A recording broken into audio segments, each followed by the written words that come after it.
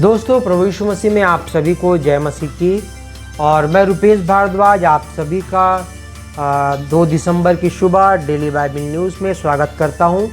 और आज हम परमेश्वर के रहस्यमय और अद्भुत वचन के सफ़र में फिर से चलेंगे।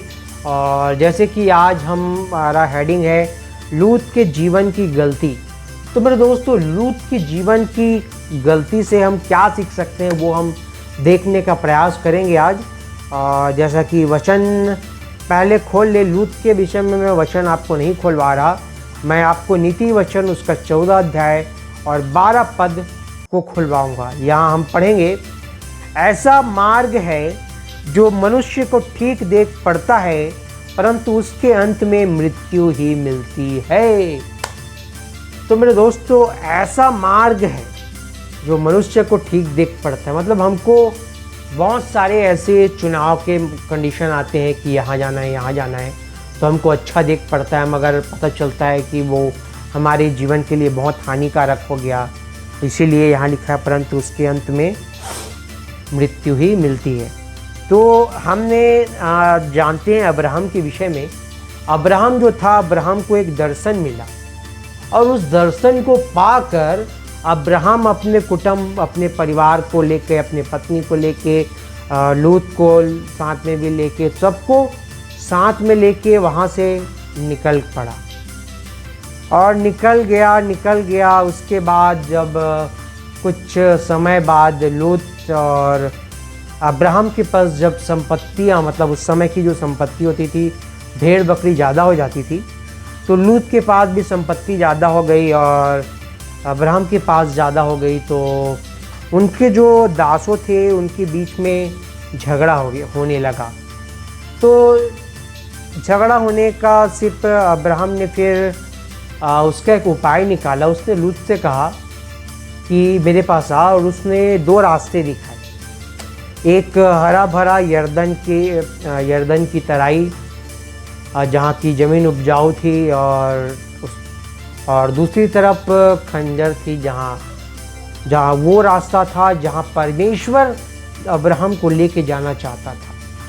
तो लूत यहाँ पे ये बोल सकता था कि लड़ाई नहीं होगी और मैं तेरे साथ ही जाऊँगा, जहाँ परमेश्वर ले जाएगा वहाँ जाऊँगा। मगर लूत यहाँ बटना चाहा। उसको हरी भरी तराई अच्छी लगी, यर्दन की तराई अच्छी लगी, उपजाऊ भूमि अच्छी लगी। और यहाँ पे वो, उसकी पहली गलती यही हुई कि वो इस जगह को चुन लिया, क्योंकि इसी जगह पे सदम और अमोरा था। और सदोम अमोरा परमेश्वर की नज़र में एकदम भ्रष्ट था, एकदम भ्रष्ट, खराब जगह था। वहाँ के लोग इतनी बुरी पाप करते थे कि आप पूछो मत। आज संसार भी सदोम अमोरा जैसा हो चुका है। जैसे वहाँ सिर्फ एक जगह था, आज पूरा संसार सदोम अमोरा बन चुका है। उसके बगल में उसने अपना तंबू खड़ा कर लिया और क्या हुआ, वहाँ रहने लगा। अब यहाँ लूत की वो गलती पहली थी। उसके बाद सदोम अमोरा में अपनी बेटियों का ब्याह करने पर वो था।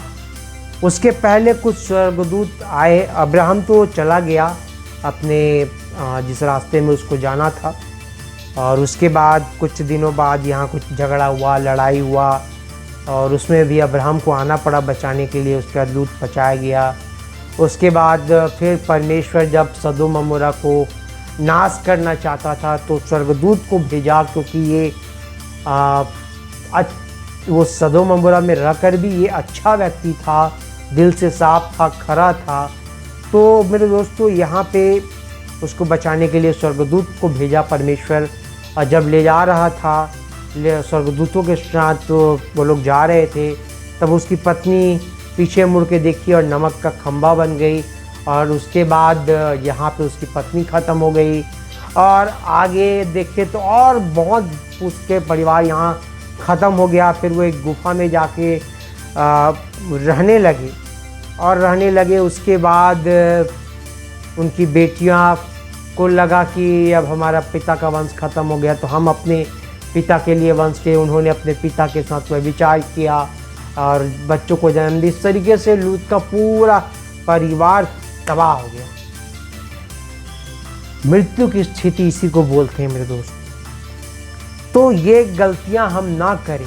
याकूब उसका 1 अध्याय और 14-15 पद को पढ़ेंगे तो वहाँ कुछ इस प्रकार से लिखा है, परंतु प्रत्येक व्यक्ति अपनी ही अभिलाषा में खिंचकर और फंसकर परीक्षा में पड़ता है। लूत यहाँ पे वो हरी भरी तराइयों को देखकर फंस गया जाकर वहाँ पे, और अभिलाषा हुई कि यहाँ हरा भरा है, जमीन उपजाऊ है, खेती करूँगा तो मेरे को ज़्यादा अनाज मिलेगा।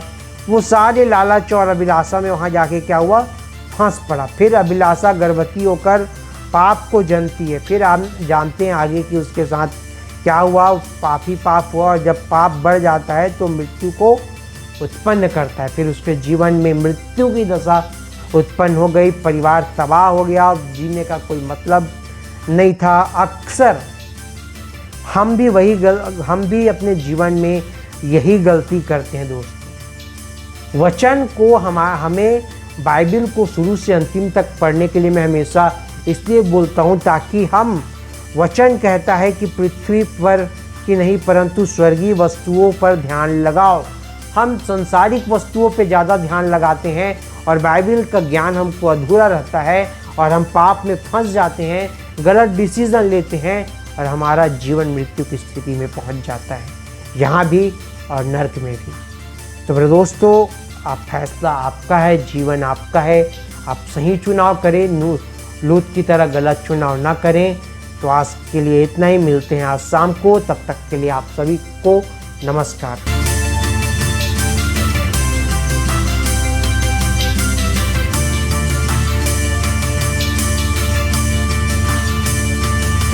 इसी तरह और भी हमारे भारत देश के लिए बड़े बड़े प्रोजेक्ट हैं, जिसके लिए यदि परमेश्वर पिता आपके मन को उभारता है तो आप अपनी आर्थिक सहायता राशि दे सकते हैं। आप डायरेक्ट हमारे बैंक अकाउंट में डाल सकते हैं और UPI के जरिए भी आप अपनी मदद राशि डाल सकते हैं। नीचे दिए गए QR कोड को स्कैन करके, अन्यथा डिस्क्रिप्शन में दिए वेबसाइट के लिंक को क्लिक करके भी आप अपनी मदद राशि दे सकते हैं। धन्यवाद।